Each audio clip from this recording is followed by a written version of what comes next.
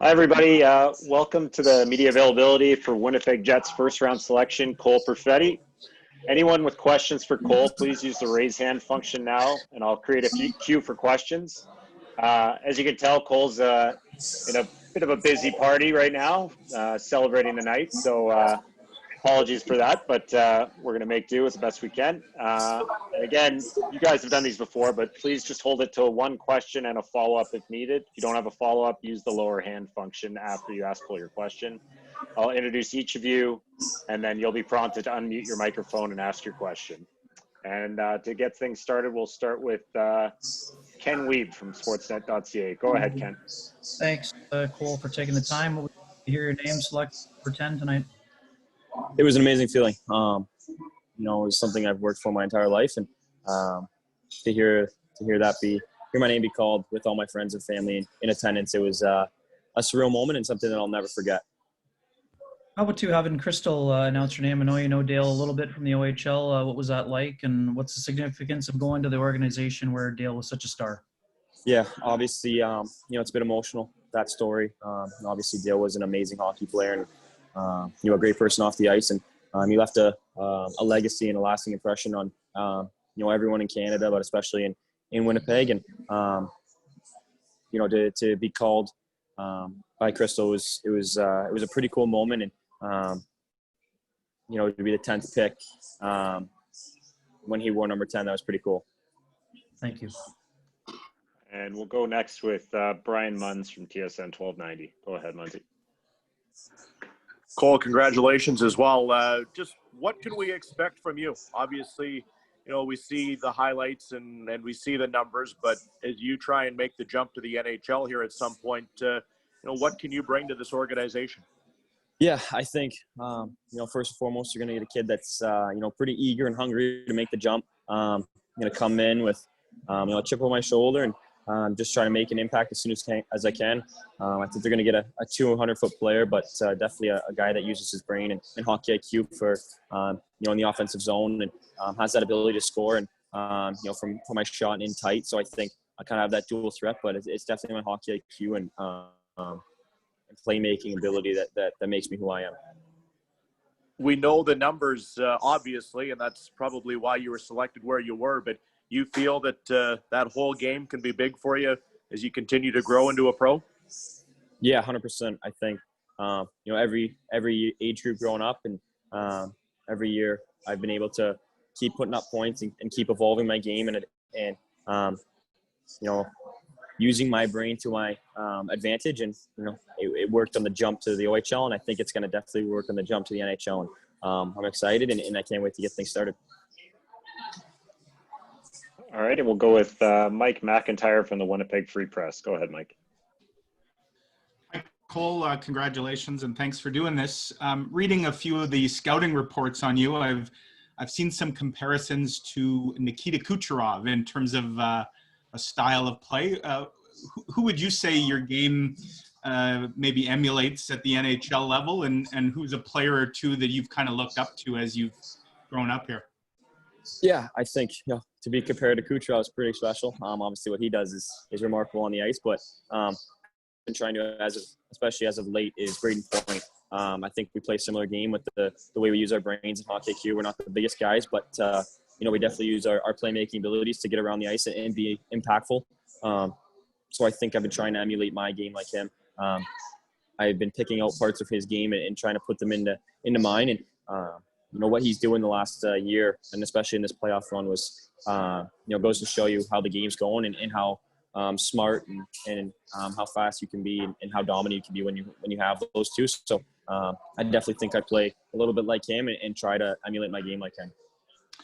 And then, Cole, I just wanted to ask you about another Ontario kid that's worked out pretty well for the Jets, a centerman.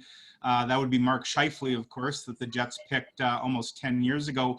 How much do you know about Mark Scheifele's game? How much have you watched him? And what are you looking forward to maybe coming in here and being able to learn from him? Yeah, what he does on the ice is awesome. he's a great player and seems like he's a great guy off the ice. I already got a text from him welcoming me to the organization. So, it's great to see guys like that. Really feel welcome. Be able to come into an organization and be able to play with guys of his caliber, it's special. He's a great player, and the way he thinks the game, the way he plays, he's a real true pro. And I've been a big fan of his for many years now and admired his game. And he's a great player, and it's going to be surreal being able to hopefully suit up with him. And next, Gemma Karsten-Smith from the Canadian Press. Go ahead, Gemma.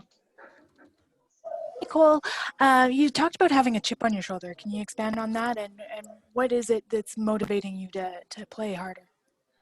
Yeah, obviously I'm ecstatic to be a Winnipeg Jet, but there was 9 other teams that passed on me. And, I'm going to come in, trying to prove myself that at the end of the day, I want to be the best player of this draft and, leave a legacy. And I think it's going to come by coming in with a chip on my shoulder, playing hungry and hard, and establishing that I can make an impact at the next level. It's going to be important for me to do that right away. And, I think I can, and I'm excited to, but, I definitely want to prove everyone wrong that passed on me. And, I'm excited to be a Jet, and I think, going to have a great career there, and I'm really looking forward to it.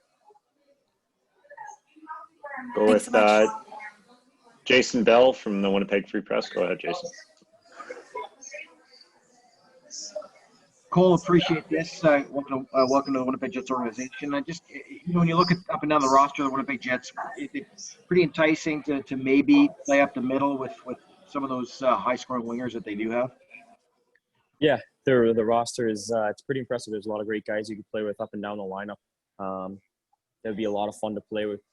Each are so unique, and whether you're playing with Scheifele or Kopp or Wheeler or Line for that matter, there's so many great players, and to be able to even think about playing with those guys gives me goosebumps, and it'd be a lot of fun. I think we'll work well together, and I think at the next level, my hockey IQ and playmaking ability is really going to help me, and I think it's going to allow me to make an impact and adapt and play with many different types of players, and I'm excited to do so. Yeah, because you and Suzuki, he played up the middle towards the end, but you had started the season up the middle. I mean, is that the preferred position? Yeah, I prefer center. I think I'm a better centerman and can make more of an impact there. But at the end of the day, I've played wing and center my entire life. So whatever the coach wants, whatever Paul Maurice wants, I'll be excited to do so and come in and be happy and hungry for sure. We'll go next with Ted Wyman from the Winnipeg Sun. Go ahead, Ted. Hi, Cole. We saw a video of you with the Rubik's Cube. Obviously, that's a skill a lot of people don't have. And also, you were the CHL Scholastic Player of the Year. How much does that play into who you are as a hockey player? Yeah, I think it's big. The way I can, my brain works in the classroom and even in a Rubik's Cube, I think it definitely helps on the ice. And, I definitely see a correlation with, how, my academics are and how that directly correlates with how fast I process on the ice and how fast I can think on the ice. Academics are a big thing for me and my family, and I've always taken that very seriously. And I definitely think, expanding your knowledge and improving your brain in the classroom will definitely make an impact and translate right onto the ice. And what were the moments like leading up to the Jets making that pick? You said, you saw 9 other teams pass by. What were you thinking as that was going on? Yeah, it was definitely a nerve-wracking moment. You work so hard your entire life for this moment, and you just want to be picked, and you want to go to an organization that will give you, an opportunity that cares for you, that wants you there. So I think the Jets is a great pick, and it's a great spot for me. I can't wait to get there and get going. But it's definitely the longest hour and a half of my life, but it was also the best hour and a half of my life. I'll never forget it. We'll go next with Murat Atesh from The Athletic. Go ahead, Murat. Hey, cool. Thanks for taking the time. Some of the questions have been about waiting until 10 to hear your name get picked. So I think from Winnipeg's perspective, they're probably overjoyed that you fell to that number for them. Do you remember what your first conversations were with the club and how those conversations were, what they asked you? Because I doubt they expected you to be up there at 10. Yeah, it was a couple months ago, and they were preparing to head into the bubble.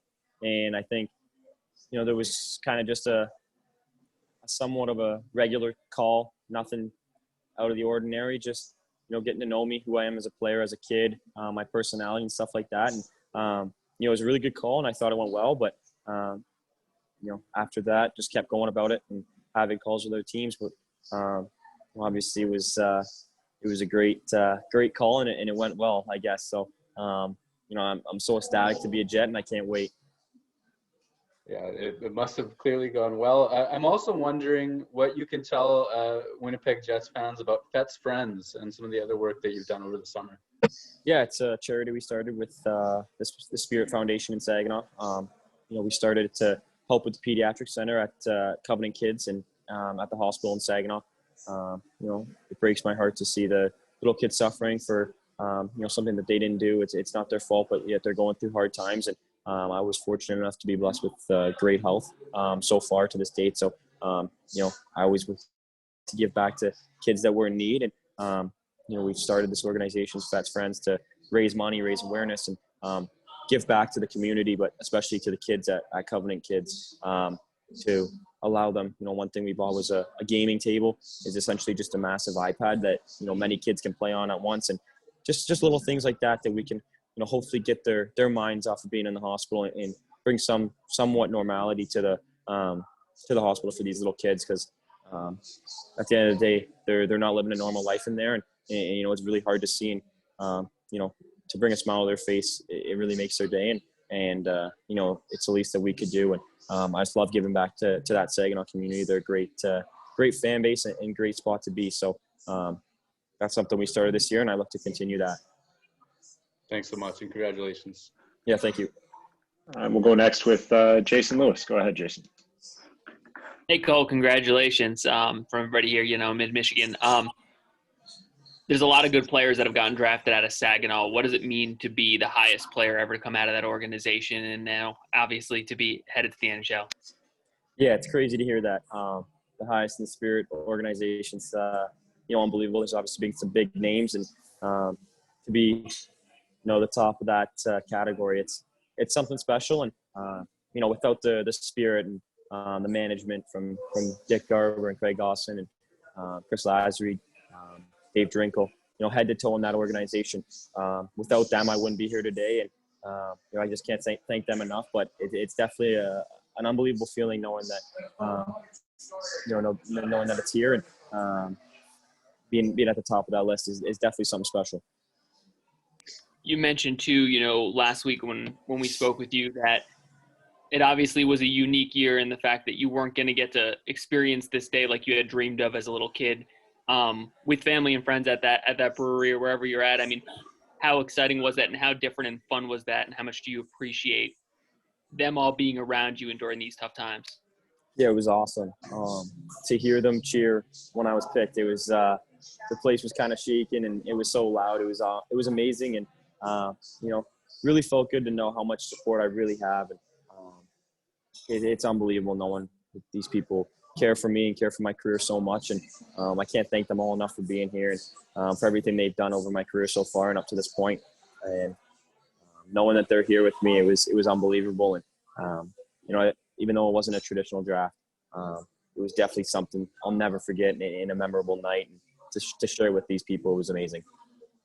Thanks so much, Colin. Congrats again. Yeah, thank you. And we'll go next with Joey Patano from the Saginaw Spirit.